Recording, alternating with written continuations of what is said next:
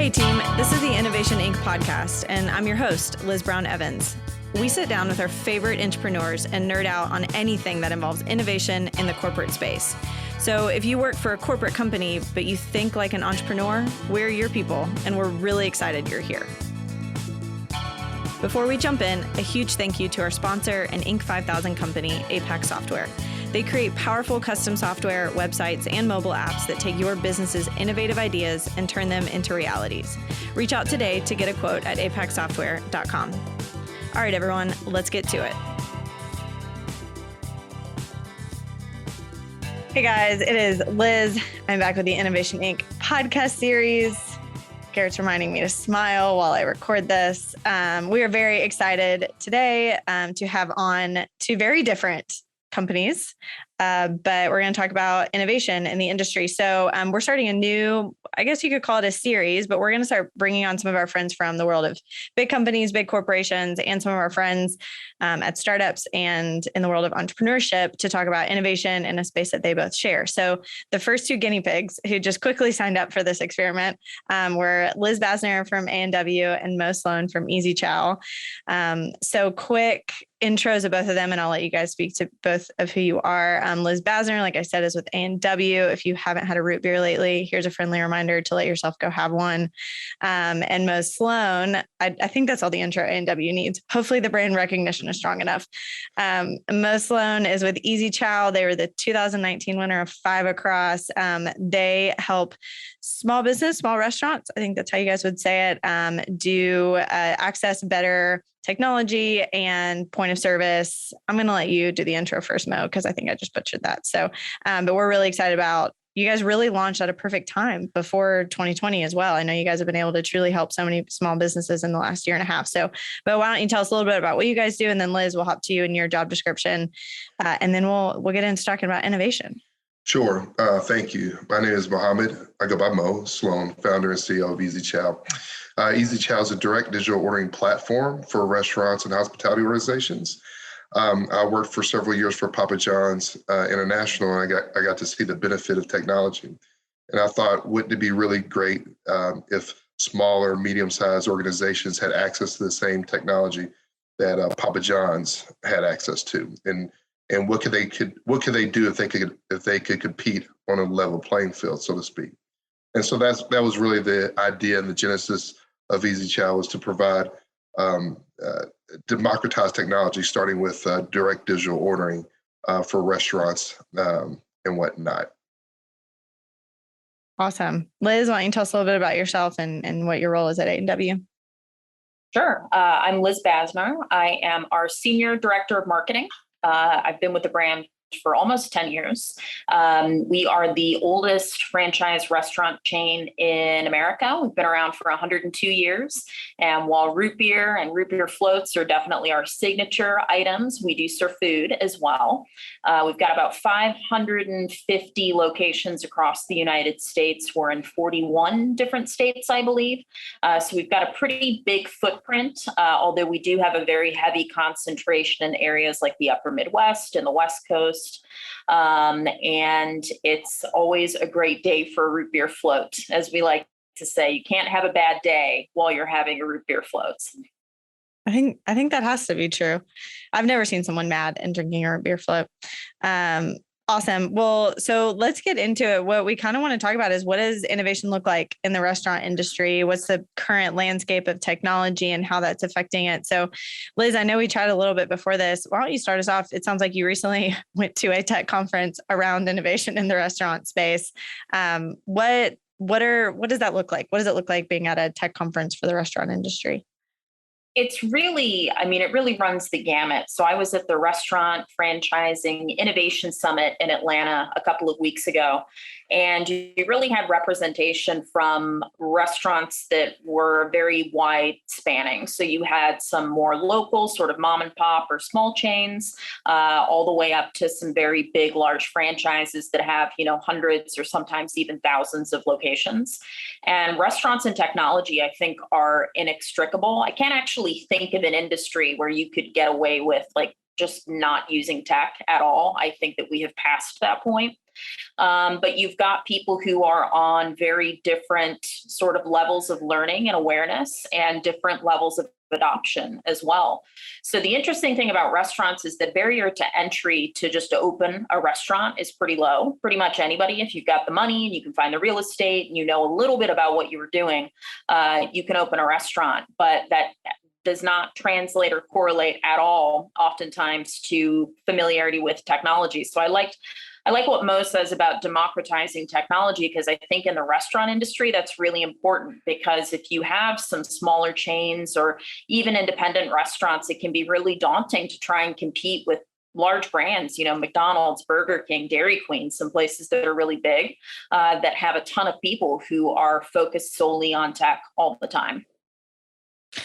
So, and Liz, I think it's interesting because we've talked a little bit. Your customer isn't just the end consumer. Your customer, Liz, is the franchisee. Is that a fair way of saying that? I mean, you also service your franchise locations.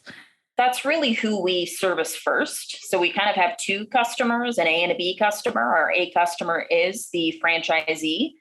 We want to set them up to run successful restaurants and to make sure that they have all the tools that are needed to do so.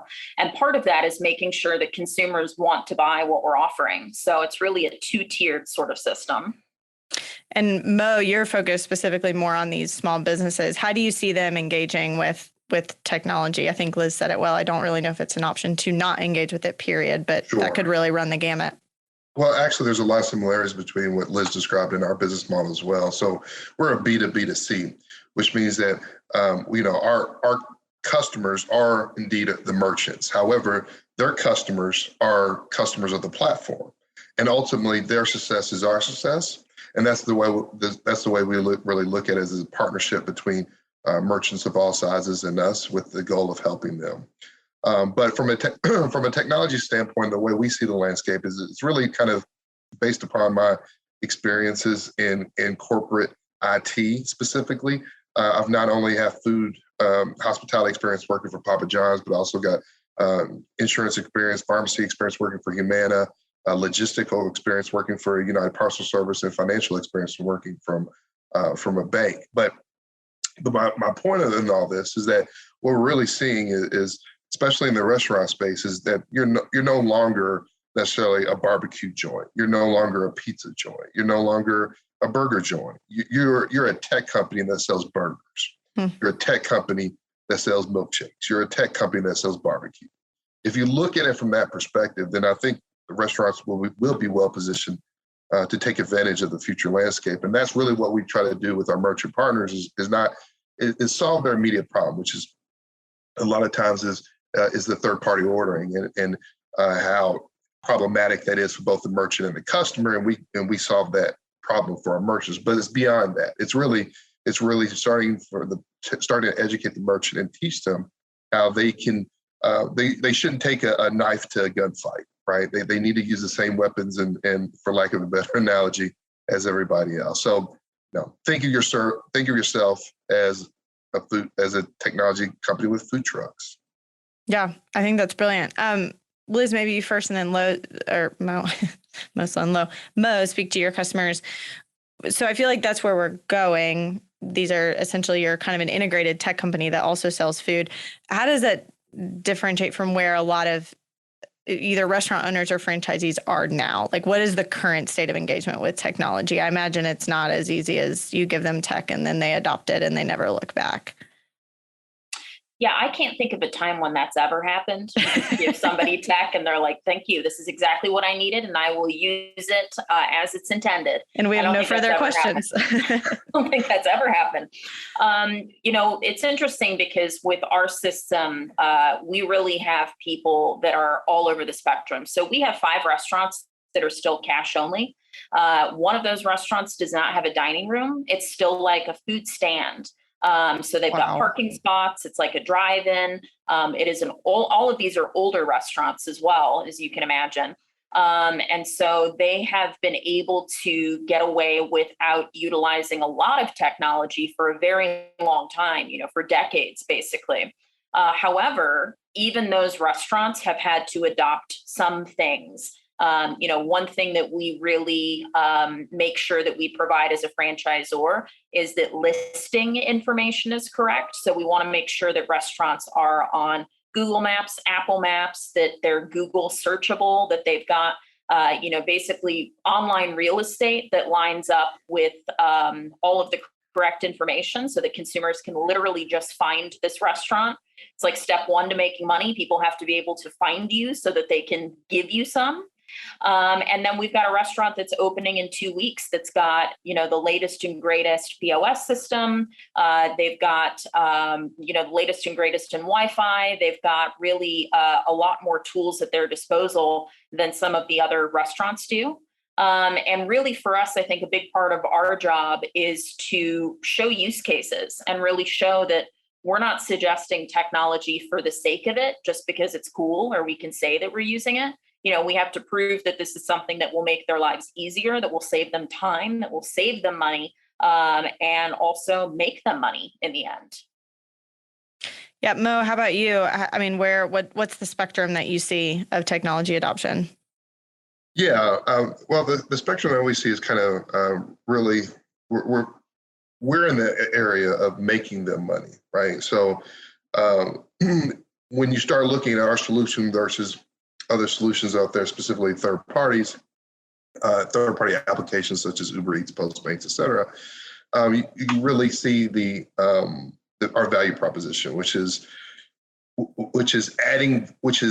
letting them control their own direct channel, right? And so what has happened over the years is that a lot of merchants have fell into the trap of relying on third-party applications to basically produce that customer funnel from a digital perspective, right? If they adopt digital ordering, and while that's okay, that really lessens the brand and the merchant's control over their own brand, because then they basically become a wholesale business to the Grubhubs and Uber Eats of the world.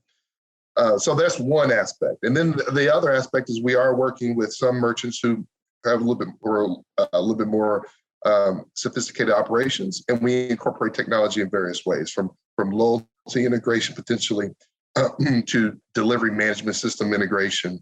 So there's different levels of technology. It just really varies based upon the individual merchant. And we've got some, for example, some franchisors similar to A&W who want to know exactly what's happening at the store level so that they can make sure that the correct royalties are getting paid, right? Because in the case, if you are a cash-only business, you might be able to actually avoid paying royalties, et cetera, because there's no tracking and auditing. So it kind of runs the gamut. It just depends on the merchant's individual current thought process and then their long-term or 2 to 4 year strategy. I know I mentioned this when I talked to you guys before, but in my mind coming into this conversation, the restaurant is such an old industry, 120 years old, it sounds like, to be exact. I didn't know you guys were the oldest franchise. No, we beat White Castle by 2 years, I think. That's very cool. I didn't know that. Just sliding in there. Yeah. Where was the first one? Lodi, California. Is it still there? It is not. We do still have a restaurant in Lodi, and it's really cool. It actually serves as kind of an A&W museum. The owner is like a collector. He has a lot of really, really cool stuff. But there is a plaque in Lodi that denotes where it actually was. That's very cool. What's the oldest single location you guys have? Do you know? I think the oldest location we have is in Ohio. I think it's Ravenna, Ohio, and that's been open, I believe, since the late 40s. That is wild.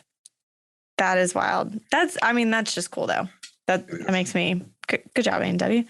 It's a piece of American history that right there. 100%. Yeah. I mean, I even think of like pop culture that you see A&W in that just spans back decades. That's something to be proud of.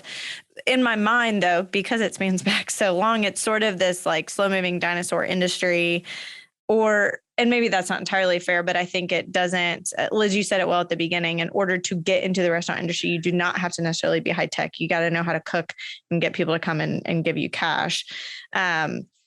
what do you guys see as the future? Like, what is needed for it to continue moving forward, sort of from an innovation perspective? It sounds like some of the tech is there. Maybe it's a matter of adoption. Is it a matter of education? Is it a matter of business owners actually understanding the ROI behind technology so that they know how to change?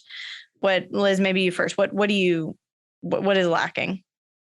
I think it's all of those things. And I think the thing that is helping the most is, number one, the big lesson from COVID in terms of the restaurant industry, at least, is it sort of forced adoption on people who may not have considered it before. So it might not have gotten everybody all the way to Bright. But I had, personal conversations with franchisees who were asking about online ordering. They were like, how can I download the app so that I can see what you guys are up to online? And it was people that I never would have expected I'd be having that conversation with. So I think part of it is just the zeitgeist of finally accepting that tech is here to stay.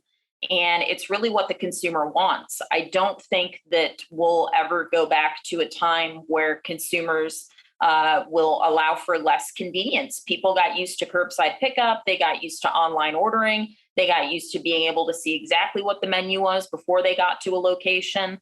I know updating hours was a big thing that our web team did last year. It seemed often multiple times a day we were having to change hours just to let people know when restaurants were open, if they had limited their hours. And so I think it was really forced adoption for a lot of franchisees. And I think the second part of that it's becoming much more affordable. You've got companies like Chow who have really decided that, to democratize technology and that everybody should have access to this in some way, shape, or form. So you don't necessarily have to be a huge company that has, millions and millions of dollars to spend on these sort of technologies and applications. And so I think that that's exciting because it also, it really challenges the tech companies to be like, okay, you're no longer the only player in this space. We now have options to choose from. And so it keeps everybody on their toes as well. Mo, what are your thoughts? Sure. I think it's here to stay. As Liz mentioned, convenience is not something that people want to give up once they have it. Once the genie's out of the bottle, I don't hear my kids begging to go back to a rotary phone. So I don't think it's so. Convenience is here to stay. It's only going to quote unquote get worse or progress depending on how you look at it, right? And so I think it's incumbent upon technology companies such as ourselves to really continue open dialogues with merchants to understand what problems are they seeing. Because really what we want to do is we want to provide ROI. We don't want to give them technology for technology's sake. We really want to show them the ROI, right? And so the greater relationships we have with our merchant partners where we can talk, where they share operational information and help us understand their problems, then we can make adjustments, do things to solve their issues, right? And so that's really, to me, what the future looks like is, and from our perspective, being very merchant-centric and thinking about operations as a key component of what happens, operations and marketing. We want to continue those dialogues with merchants to understand what problems they're seeing and how technology can bridge the gap and solve some of those problems. Because that's exactly what it should do. It should make life easier for restaurateurs. But the most obvious one that we're obviously keeping track of is autonomous delivery. And I think once that becomes viable at scale, then that's really, it's going to be a land grab at that point. And merchants and restaurateurs are going to have to find those technologies which allow that to happen because it will be affordable essentially at that point. Sure. I have maybe an elementary question that could be helpful for our listeners. When you're thinking of technology in a restaurant space, let's start with for restaurateurs of small business. What are the different aspects where technology can touch? I know we've talked about delivering or point of sale, but I mean, there's a lot more than that. So what are we talking about? Sure. I mean, so in the restaurant world, you really break it into the front of house and back of house, right? And those are kind of two different areas, right? And the front of house is servers and and things that the customer sees. The back of house is all the things that goes on in the kitchen that the customer never sees that needs to happen. But basically, technology can touch anything and everywhere, right? From quick service automations, I'll give a plug out to QSR here locally. They work on the kitchen display system back then, some components of that. That's a back office system, that's technology. From inventory management, from accounting, point of sale, credit card processing, marketing, all those are touch points for technology. And then, you've got the obvious, the order at table, the digital ordering, the kiosks, the pay at table, those kind of things that the customer sees.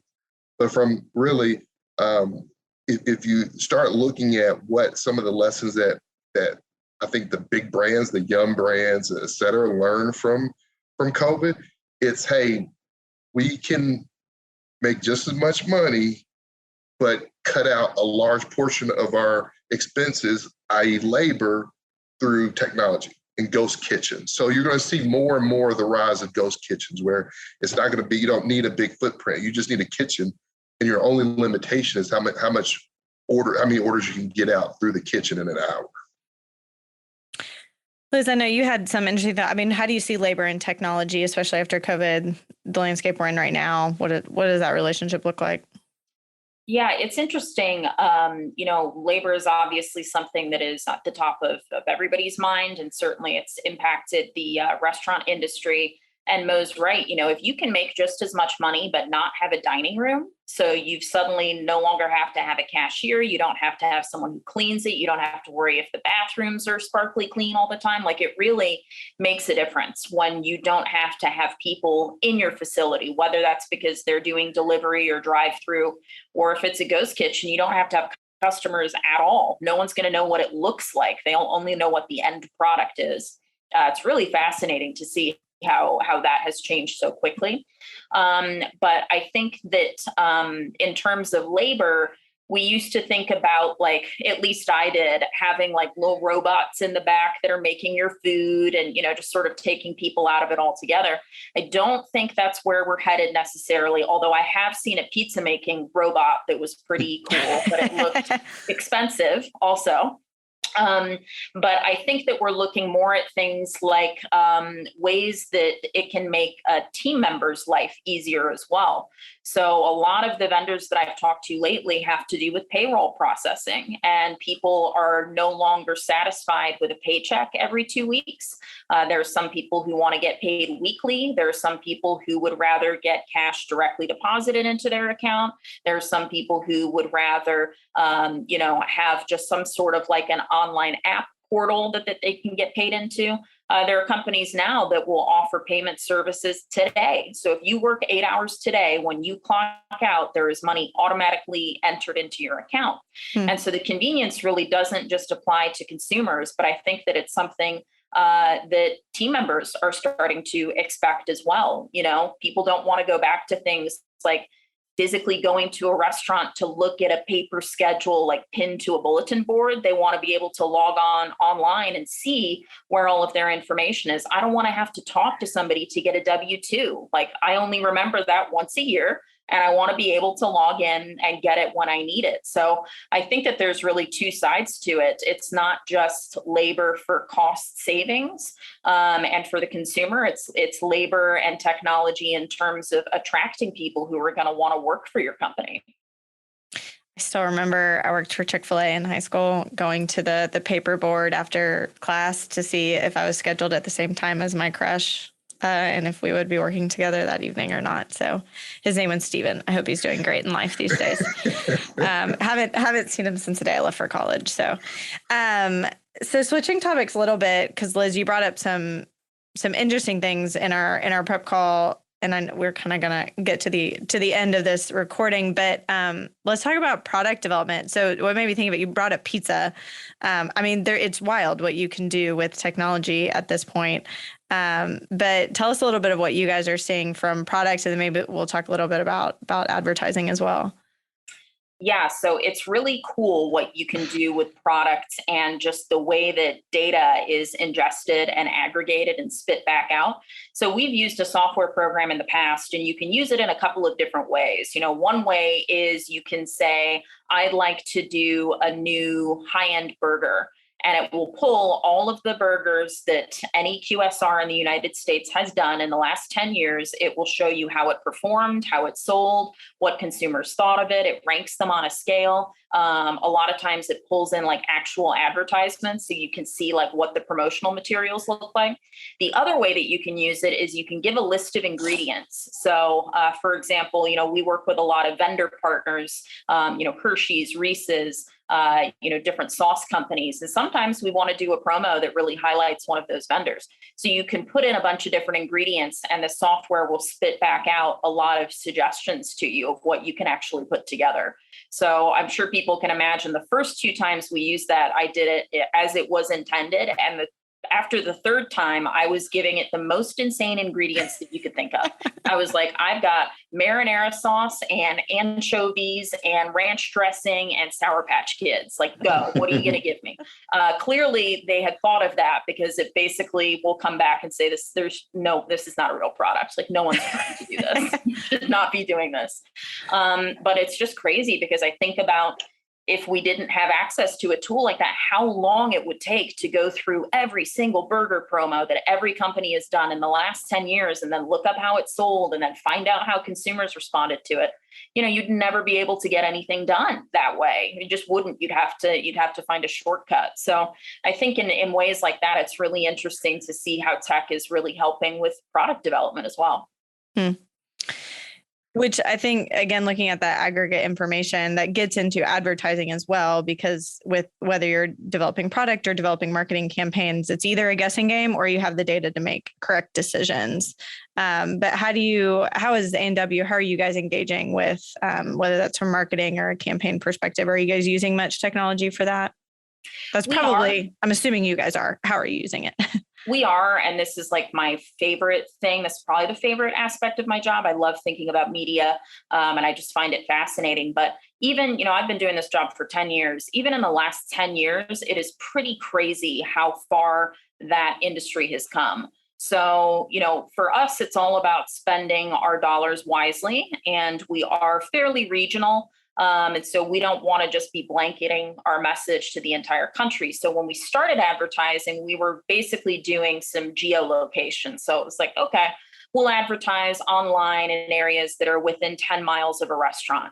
Today, we're advertising anywhere from a 3 to a 15-mile radius. We have access to partners who have credit card information so that we can specifically target like competitors. If you're going to a Culver's or a Dairy Queen, but you haven't used your credit card at an A&W ever, we can target you. You can get into people's, email accounts. You can follow their phones around. You can see what their friends and family are spending money on. If people have kids. So it's just nuts. Of course, the more layers you add to your targeting, typically the more expensive it gets. So there is a threshold where it's just not worth spending $10,000 to reach 2 people. But the amount of information that is available about consumers online is wild. I'm sure I'm going to get A&W ads after this recording. So thank you for that. I hope so. I was going to say, if someone's doing their job correctly, I will. Mo, I know what is capitalizing on marketing look like for some of these smaller companies? Obviously, I'm assuming your customers don't maybe have, tens or hundreds of thousands of dollars, right, but there's still something you can do. And then how do they capitalize on that? Yeah. So when we're pitching our idea to investors and to entities such as that, we talk about the benefits of marketing, and we talk about the benefits of ordering, right? But it's really when you combine marketing and ordering together that you get the maximum benefit. Because in the example that Liz gave, which is great examples, you still want some call to action. You want them to be able to complete something, right? And so you can target the customer, you can find the customer, and you get the ideal customer profile, and you're resonating with that customer. You want them to be able to make a transaction, to spend money with you right then and there, right? Not wait 10 minutes, not wait 30 minutes, not wait till this afternoon, spend money right there. So from our perspective, what we try to do is we try to bring in the benefits of marketing and combine it with ordering, right? And really educate the merchant, say, hey, if you're spending this much money, let's look at, a typical Grubhub account, right? You might be paying 30% for that order. But what if you were to pay effectively 2% for that order? And then you could take the 28% that you're spending to grow Grubhub's brand and grow your own brand through digital marketing and advertising or print media or whatnot, right? Or more decals on the windows or or signs on the expressways or everything. So you can really then see, if you utilize money in the effective ways such as Liz described, you can really get a bang for your buck. And what we try to educate people is from a digital e-commerce perspective, bring them together. That's great. Well, guys, you've been so generous with your time. I feel like we just kind of got into it. I'm sure there's a million more things we could talk about, but go find a pizza robot is my number one takeaway from this. And I know there are some in New York. I used to live there. I always wanted to try one. But why don't you guys quickly maybe just give a shout out? How can people find you? Liz, do you want them to follow you guys on Instagram? Do you want them to go buy a burger right now? Maybe the next call to action. And then Mo, what's the best way for people to find out more about Easy Chow? Yeah, definitely check us out. If you go to awrestaurants.com, you can find a location that's close to you. We also have an app that you can download on either iTunes or Google Play. Here in Lexington, we've got 2 company restaurants, and you can get your order curbside. You can go through our drive-through. You can get it delivered. So there's a lot of different ways. And we definitely want you to buy a burger and a root beer float. For us, they can just go to our website, easy-chow.com, easy letters ENZ-CHOW.com, where they can learn more about us. And if any restaurateurs out there listening, if they have any questions, they can go to that site, fill out our contact form, and we'll be in touch, and we can help them regardless of whatever decision they decide to go and direction they decide to go in.